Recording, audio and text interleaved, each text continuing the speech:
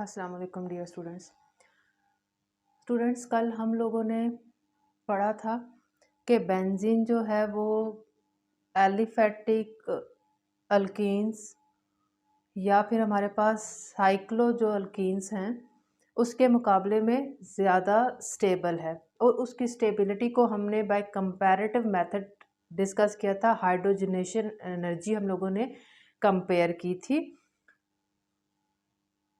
और उसी के दौरान हम लोगों ने कहा था कि हमारे पास जो होता है बेंजीन जो है वो रेजोनेंस, उसका जो रेजोनेंस एनर्जी डिफरेंस आता है वो रेजोनेंस की वजह से आता है।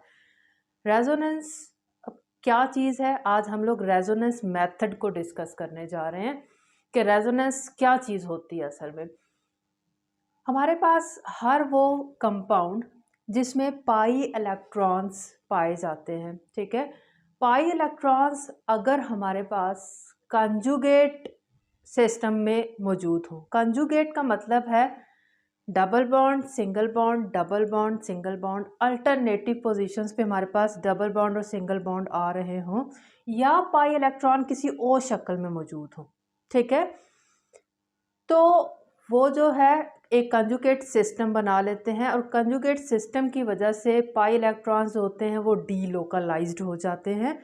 डीलोकलाइज्ड होने की वजह से हमारे पास होता ये है कि डिफरेंट पेयरिंग स्कीम्स बनती हैं उन पाई इलेक्ट्रॉन्स की।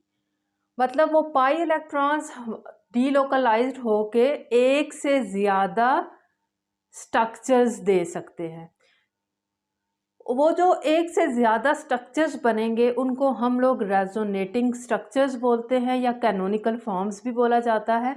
और वो जो फिनोमिना है कंजुगेशन की वजह से, कंजुगेट जो सिस्टम है उसकी वजह से जो फिनोमिना है, यानी कि the possibility of different pairing scheme of valence pi electrons, के मुख्तलिफ तरीके से जो वैलेंस पाई इलेक्ट्रॉन्स हैं वो क्या हो सकते हैं, अरेंज हो सकते हैं।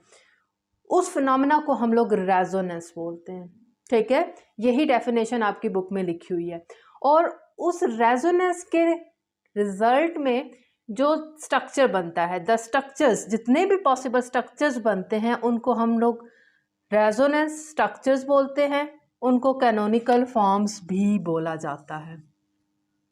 अब ये जो रेजोनेंस का फिनोमिना होता है इसको हम डबल हेडेड एरो से क्या करते हैं, रिप्रेजेंट करते हैं। डबल हेडेड एरो लाजमन इस तरह का होना चाहिए, ना कि इस तरह का। ये जो हमारे पास एरो है ये हमारे पास इक्विलिब्रियम को रिप्रेजेंट करता है, ठीक है। तो कैनोनिकल फॉर्म्स के लिए या रेजोनेटिंग फॉर्म्स के लिए यही वाला डबल हेडेड एरो इस्तेमाल किया जाएगा। हमारा जो आज मेन टॉपिक है वो अंडर कंसिडरेशन जो है वो बेंजीन है। हमने बेंजीन की स्टेबिलिटी को देखना है रेजोनेंस मेथड के ज़रिए कि आया बेंजीन में किस नोयत की रेजोनेंस पाई जा रही है जिसकी वजह से बेंजीन बहुत ज़्यादा स्टेबल हो चुका है। बेंजीन जो है वो टोटल 5 तरीकों से पाई इलेक्ट्रॉन्स को अरेंज कर सकता है, ठीक है। 2 हमारे पास वेज जो है कैक्यूले ने बताए थे, यानी कि double bond single bond, double bond single bond. और अब हमारे पास डबल बॉन्ड क्या हो जाए, यहाँ आ जाए, ये वाला डबल बॉन्ड इधर चला जाए और ये वाला डबल बॉन्ड इधर चला जाए, तो हमारे पास क्या हो जाएगा, टोटल जो पाई इलेक्ट्रॉन सिस्टम है वो रोटेट कर जाएगा। पहले जहाँ जहाँ डबल बॉन्ड थे अब वहाँ वहाँ सिंगल बॉन्ड आ गए, और अब पहले जहाँ जहाँ सिंगल बॉन्ड थे वहाँ अब डबल बॉन्ड आ चुका है, ठीक है। तो ये दोनों जो हमारे पास स्ट्रक्चर्स हैं, पहला और ये दूसरा, ये कैक्यूले ने दिया था। कैक्यूलेस के ये क्या है, रेजोनेंस स्ट्रक्चर्स है, ठीक है। इसी तरह से डावर ने हमारे पास 3 रेजोनेटिंग स्ट्रक्चर्स जो हैं वो प्रपोज किए हुए हैं। यहाँ डबल बॉन्ड, यहाँ डबल बॉन्ड और ये इन कार्बन्स के दरमियान डबल बॉन्ड। फिर एक और स्ट्रक्चर जो डावर प्रपोज करता है वो है हमारे पास इस कार्बन और इस कार्बन के दरमियान डबल बॉन्ड, ये डबल बॉन्ड और ये डबल बॉन्ड। इसी तरह से हमारे पास एक और जो स्ट्रक्चर प्रपोज करता है डावर वो इस तरह का है।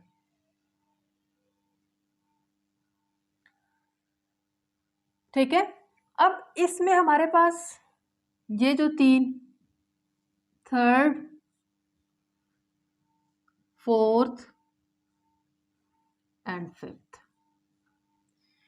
ये जो टोटल तीन हैं ये हमारे पास डावर्स ने प्रपोज किए थे। अब इसमें देखिए हमारे पास जो स्ट्रक्चर है वो दोनों के दोनों इंतहाई रेगुलर हैं। मतलब हमारे पास जो double bond, single bond, double bond, मतलब सारे डबल बॉन्ड्स की जो हम लोगों, क्योंकि कंजक्टिव कार्बन्स के दरमियान डबल बॉन्ड बन रहा है, कंजक्टिव कार्बन्स के दरमियान यानी कि नेबरिंग कार्बन के दरमियान डबल बॉन्ड बन रहा है, तो वो नॉर्मल बॉन्ड लेंथ शो कर रहा है। इस केस में अगर हम लोग देखें तो अगर मैं बोलूं कि ये 1 है, ये 2 है, ये 3 है, 4, 5, 6, इसमें हमारे पास 3 एंड 6 पे जो कार्बन कार्बन बॉन्ड लेंथ है वो क्या है, कंजक्टिव या फिर नेबरिंग कार्बन्स के दरमियान नहीं है। थर्ड और सिक्स्थ कार्बन के दरमियान जो बॉन्ड लेंथ है वो हमारे पास क्या बन रही है, जो डबल बॉन्ड बन रहा है वो बड़ा बन रहा है क्योंकि वो नेबरिंग कार्बन नहीं है। इसी तरह से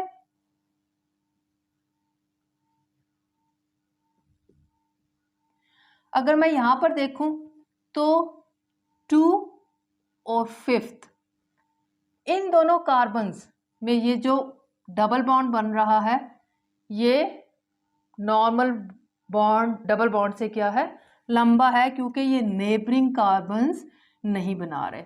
सिमिलरली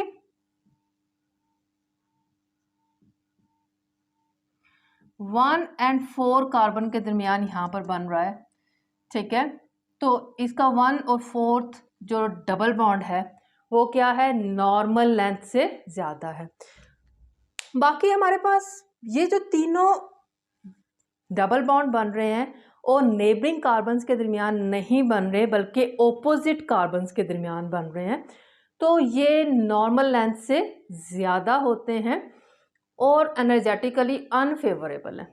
जब ये एनर्जेटिकली अनफेवरेबल हैं तो इसका मतलब है कि ये जो कैनोनिकल फॉर्म्स हैं या फिर जो ये रेजोनेंस स्ट्रक्चर्स हैं ये माइनर कंट्रीब्यूट कर रही हैं, क्योंकि इसमें एक फ्लॉ है, फ्लॉ कह लो आप या आप कह लो एबनॉर्मल चीज़ है। ठीक है, तो इनका जो कंट्रीब्यूशन है वो क्या है, माइनर है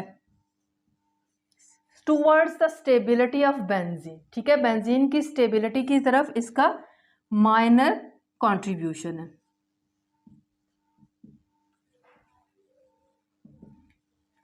और कैक्यूलेस के जो रेजोनेटिंग स्ट्रक्चर है दोनों, उनमें डबल बॉन्ड की जो बॉन्ड लेंथ है वो नॉर्मल है, क्योंकि तीनों के तीनों डबल बॉन्ड नेबरिंग कार्बन के दरमियान बन रहे हैं, लिहाजा ये एनर्जेटिकली फेवरेबल बॉन्ड्स बना रहे हैं डबल बॉन्ड।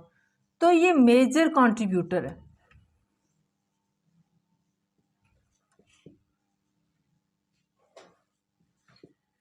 मेजर कंट्रीब्यूटर है।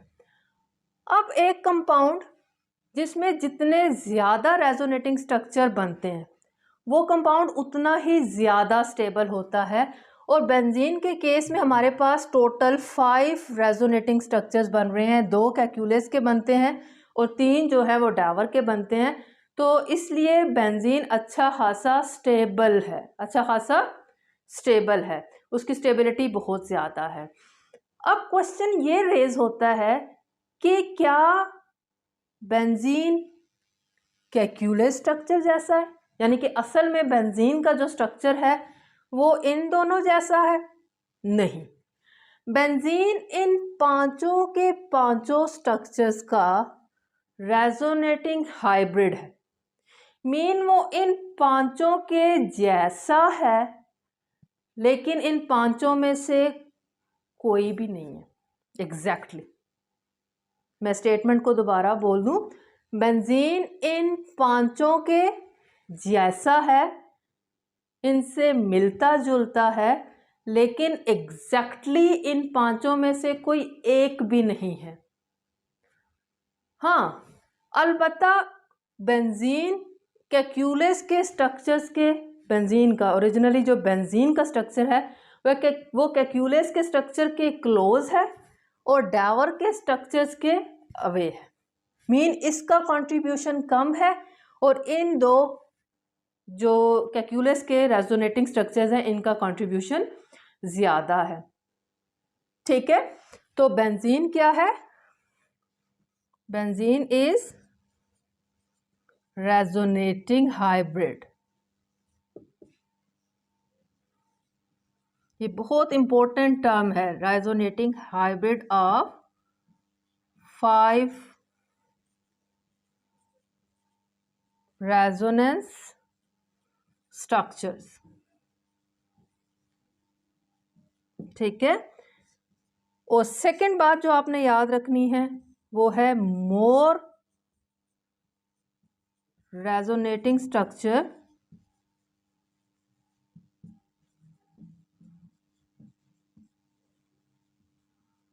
मीन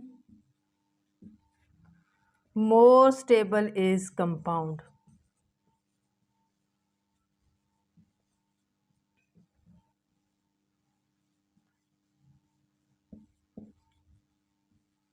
और बेंजीन क्योंकि 5 कंट्रीब्यूटिंग स्ट्रक्चर्स रख रहा है, रेजोनेटिंग कंट्रीब्यूटिंग स्ट्रक्चर, तो लिहाजा बेंजीन अच्छा खासा स्टेबल कंपाउंड है। ठीक है,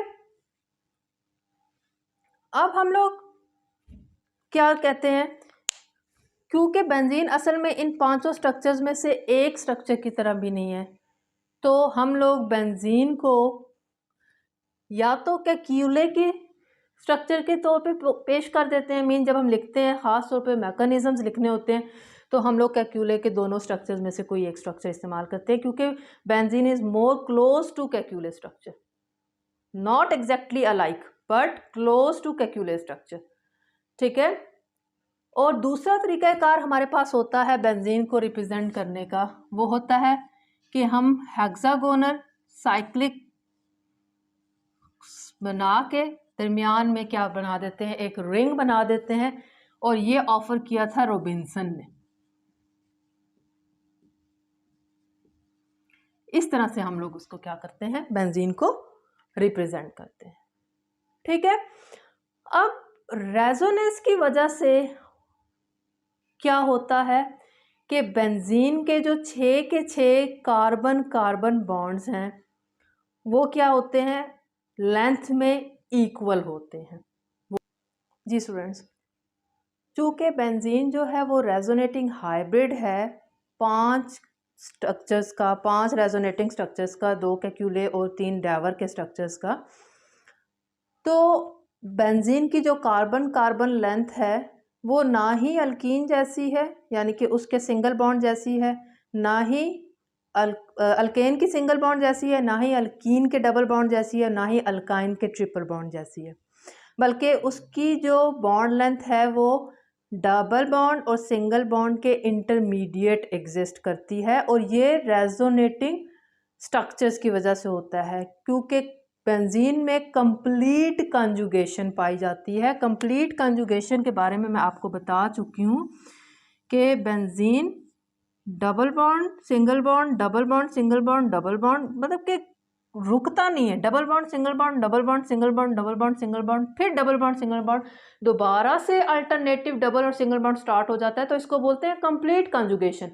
और कंप्लीट कंजुगेशन की वजह से बहुत ज़्यादा रेजोनेंस इसमें एग्जिस्ट कर रही है, और इस रेजोनेंस की वजह से कार्बन कार्बन की बॉन्ड लेंथ जो होती है वो डबल बॉन्ड से क्या हो जाती है, थोड़ी सी ज़्यादा होती है, और सिंगल बॉन्ड से कम हो जाती है, मीन इंटरमीडिएट होती है। अल्केन की कार्बन कार्बन सिंगल बॉन्ड जो होती है वो 1.54 एंगस्ट्रॉम होती है, और अल्कीन की कार्बन कार्बन डबल बॉन्ड जो होती है उसकी लेंथ वो 1.34 एंगस्ट्रॉम है। ठीक है, तो जो बेंजीन के 6 है, इवन तो वो नज़र हमारे पास double single double single double single आ रहे हैं, लेकिन इसके डबल बॉन्ड की लेंथ भी 1.397 है और इसके सिंगल बॉन्ड की लेंथ भी 1.397 है। मीन 6 बॉन्ड यहाँ से यहाँ तक लेंथ भी 1.397 है, और यहाँ सिंगल यहाँ से यहाँ तक की लेंथ भी 1.397 है। मीन यहाँ पर ना double bond originally double bond है और ना single bond originally single bond है, बल्कि ये रेजोनेटिंग बॉन्ड्स हैं, जिसकी वजह से इनकी बॉन्ड लेंथ इंटरमीडिएट आई है। और यही वजह है कि हम लोग बेंजीन को कैक्यूलस के स्ट्रक्चर्स की बजाय रॉबिन्सन के जो स्ट्रक्चर है यानी कि दायरा लगा देते हैं कि बॉन्ड जो है वो रोटेट कर रहे हैं हमारे पास। ठीक है, तो इसको हम लोग रॉबिन्सन का स्ट्रक्चर बोलते हैं। इस स्ट्रक्चर से हम लोग बेंजीन को रिप्रेजेंट करते हैं। उम्मीद करती हूँ कि आपको टॉपिक की अच्छी तरीके से समझ आ गई होगी। अगर किसी भी तरह की कन्फ्यूजन हो तो आप कमेंट सेक्शन में मेरे से पूछ सकते हैं। अगर आपने अब तक मेरे चैनल को सब्सक्राइब नहीं किया तो मेरे चैनल को सब्सक्राइब कर लें और बेल नोटिफिकेशन को ऑन कर लें। अपना ख्याल रखिएगा। अल्लाह हाफिज़।